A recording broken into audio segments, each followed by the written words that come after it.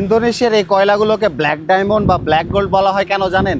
বিশ্ববাজারে এই black diamond বা এই কয়লার এত পরিমাণ চাহিদা, প্রতি বছর ইন্দোনেশিয়া শুধুমাত্র 400 থেকে 550 মিলিয়ন টন এই কয়লা বিশ্বের বিভিন্ন জায়গায় রপ্তানি করে থাকে।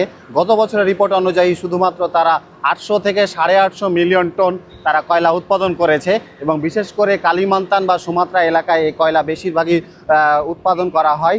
এবং এই কয়লার বিশেষত্ব হচ্ছে যে কয়লাগুলোর সালফার কন্টেন্ট অনেক কম এবং হাই ক্যালোরিফিক ভ্যালু, এবং বিদ্যুৎ উৎপাদনে এই কয়লার ব্যাপক চাহিদা। এবং এই কয়লা বিশ্বের বিভিন্ন জায়গায় ইন্দোনেশিয়া থেকে চলে যাচ্ছে, এবং আমরা যারা নাবিক আছি আমরা জাহাজে করে প্রায় এই জাহাজে 55,000 মেট্রিক টন কয়লা ইন্দোনেশিয়া থেকে এখন ভিয়েতনামে নিয়ে আসছি। শুধুমাত্র ভিয়েতনামেই যে আমরা যাই এমনটা না, বাংলাদেশ সহ বিশ্বের বিভিন্ন জায়গায় এই কয়লা নিয়ে আমরা যারা নাবিক আছি শিপে করে নিয়ে যাচ্ছি, এবং এই কয়লার কোয়ালিটিটা অনেক ভালো হওয়ায় এর চাহিদা অনেক বেশি। শুধুমাত্র ইন্দোনেশিয়াতে না, অস্ট্রেলিয়া, সাউথ আফ্রিকা, ইন্ডিয়া বিভিন্ন জায়গায় এই কয়লা হচ্ছে, তবে ইন্দোনেশিয়া থেকে এই চাহিদাটা ব্যাপক। তো ভিডিওটি দেখার জন্য অনেক ধন্যবাদ। সবাই ভালো থাকবেন। আসসালামু আলাইকুম।